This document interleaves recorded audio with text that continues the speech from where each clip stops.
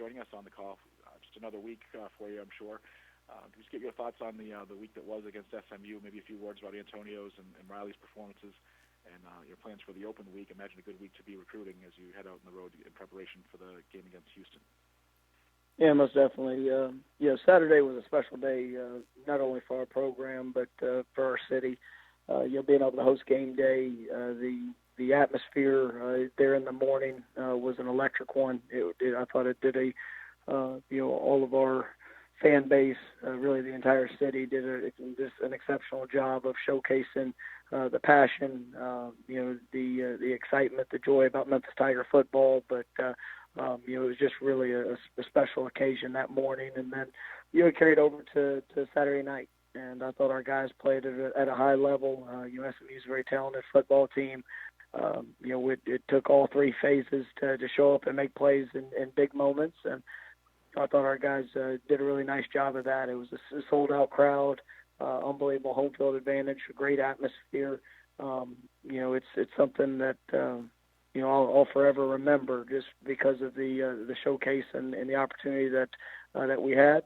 We didn't play a perfect game by any means. There are a lot of mistakes, things that we have to continue to clean up.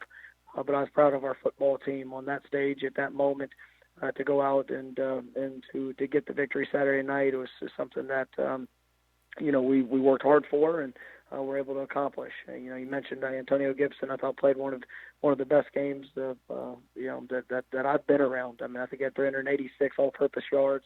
Offensively, running and catching the football. Had a kickoff return for a touchdown, which was a huge play in the game. It's just he's continuing to get better, and it was impactful in all phases.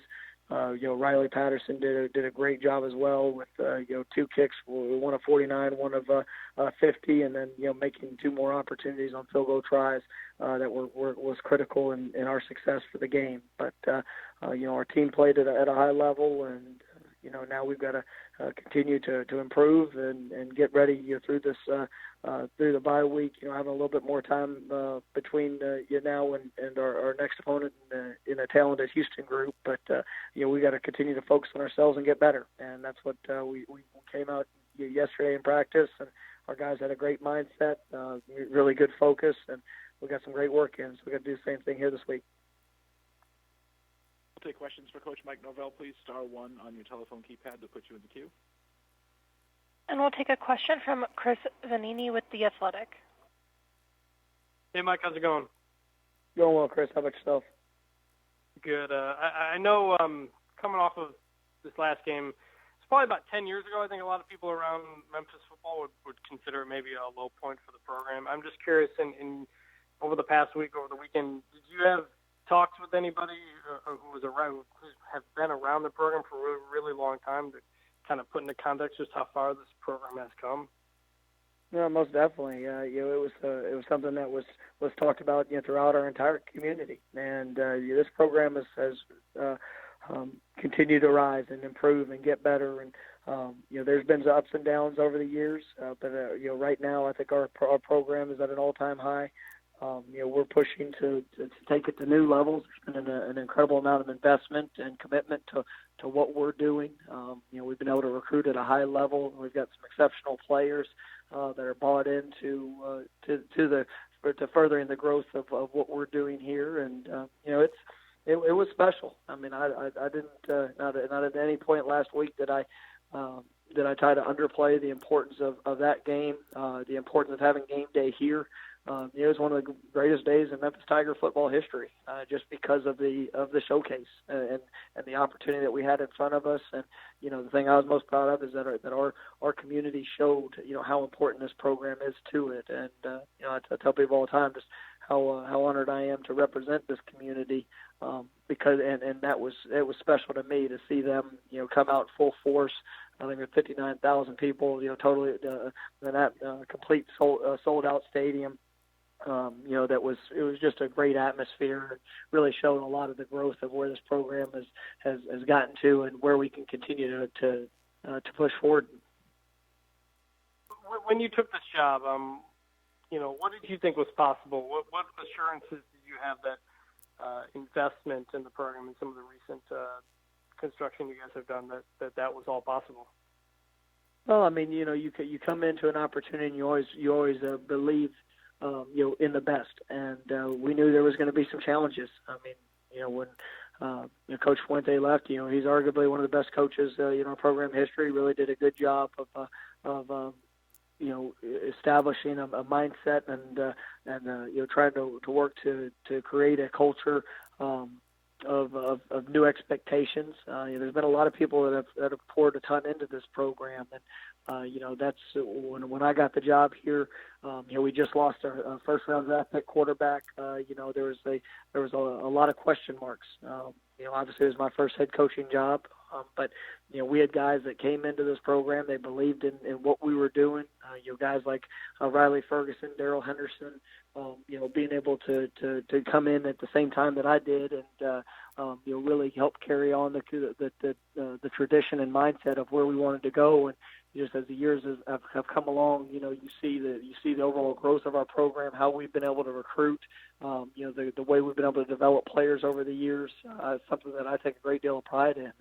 And then when you see the commitment that comes with that, and building new facilities, making that type of investment to what we're working to accomplish. I mean, it's there's a lot of gratitude to our president, to our administration. They've really kind of upped the ante to where we want to go and where we believe we can take this program. And so it's been fun to be a part of, and I'm excited about the future. Appreciate the time, Mike. Thanks, Chris. And our next question comes from Brian Moss with TigerSportsReport.com. Congrats on the win, Coach. Interested in your opinion on the bye week. Does this come at a good time, or after a big, huge emotional win like this, would you rather go right back at it and focus on the next opponent on a short week? I think it comes at a good time for us. We've played a pretty good stretch of really physical games. We got some guys that have been banged up, trying to get a couple guys back out on the field. And when you come off an emotional game like that, it's no secret. I mean, that was a draining experience, and there's a lot that went into it. It's good for our guys to come back to work yesterday, and you kind of continue on our path to improve. But now all of our focus is really on ourselves for this next week, and we know we've got a lot of areas that we've got to continue to clean up and get better at. And then obviously we're playing a very talented Houston squad that all you got to do is look at the last 6 or 7 matchups between these two schools, and it's going to be a battle. I mean, we fully understand and expect that. Going on the road to one of the tougher places to play in our league, it's going to take all our efforts. And so the fact we get a little bit of extra time to prepare ourselves, Houston's on a bye as well. So I mean, this is going to be a great week of prep. But, our guys, they know what's coming. And if you could talk about the defense real quick. Everybody knows about the Bryce Huff and the Austin Halls, but who are some unsung heroes that the fans and media may not be focusing on? I think Zay Collins is really is starting to establish himself. He's playing at a high level. In our linebacker core, we've got about 5 guys that are playing. You mentioned Austin, and he's done a nice job. But J.J. Russell, Tim Hart, Thomas Pickens. But I think Zay's really shown some great flashes throughout this year. I'm excited about the growth that he's had. On the defensive front, Brian Goodson is playing at a high level. I tell you, a guy coming out of the game, Jaleel Clemens, a true freshman with 2 quarterback sacks in that game, critical moments. I mean, just really, really excited about what his future is going to be.